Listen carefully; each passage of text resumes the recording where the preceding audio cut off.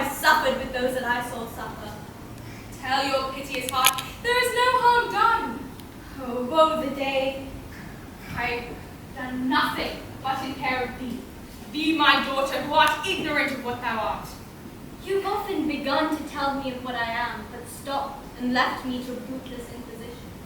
The hour is now come. Canst thou remember a time before we came unto this cell? Certainly, sir, I can. 'Tis far off and rather like a dream.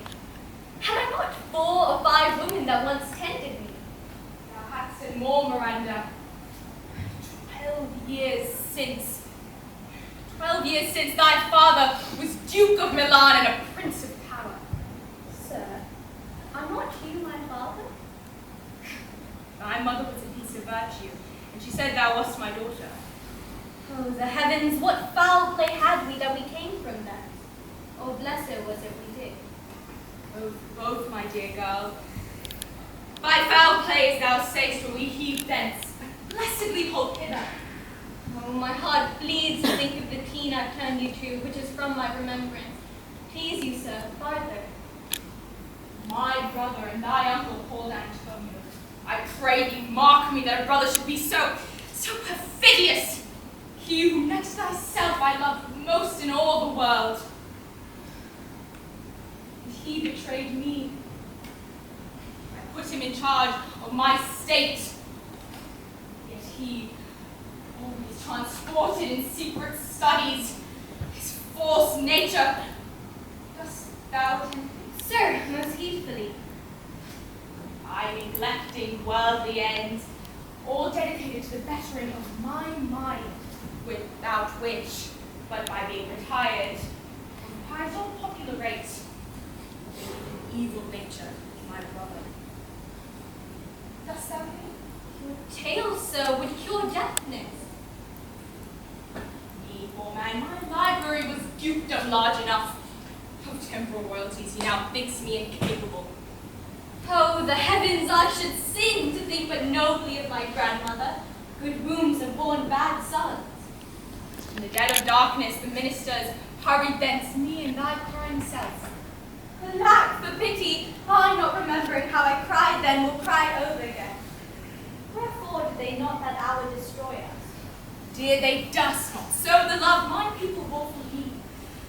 In few they hurried us aboard a bark and bore us some leagues to sea.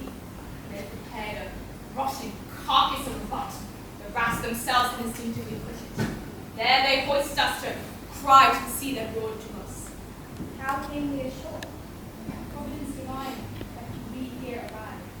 And here have I, thy schoolmaster, made thee more profit than other princes can, who have more times and vainer hours, but tutors not so careful. Heavens, thank you for it. Now, sir, I pray you, your reason for raising the sea storm? Accident most strange. Bountiful fortune hath mine enemies come ashore. But here's is the question. Thou art inclined to sleep.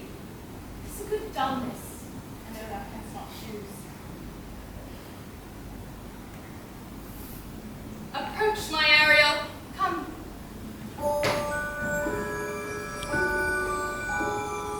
All hail, great master, grave sir, hail. I've come to answer thy best pleasure, be to fly, to swim, to dive into the fire, to ride on the 12 clouds, to thy strong bidding pass, Ariel, and all his quality. Hast thou performed to point the Tempest that I bade thee? I boarded the king's ship, now the beak, now the waist, the deck, and every cabin.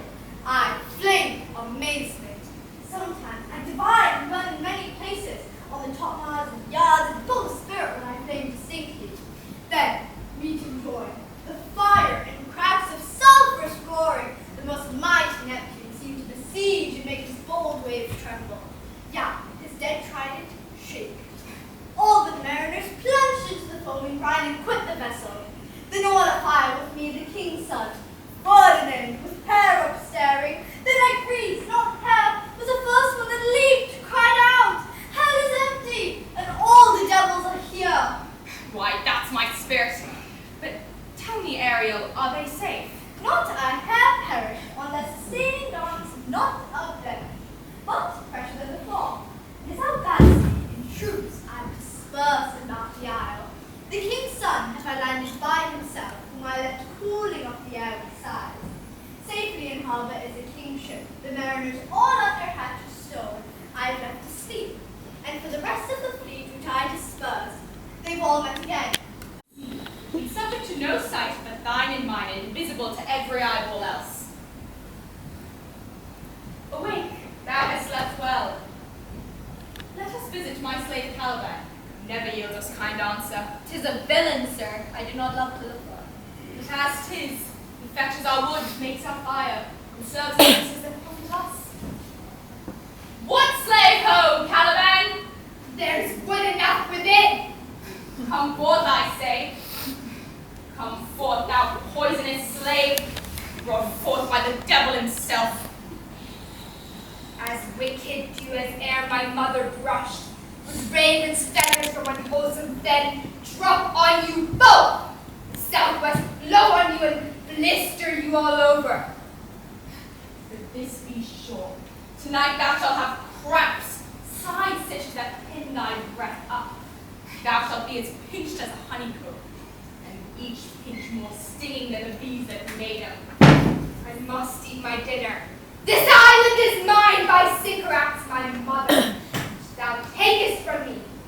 When thou camest first, thou strokest me and made much of me.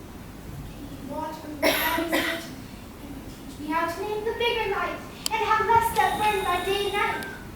And I love thee, and showed me all the qualities of the isle.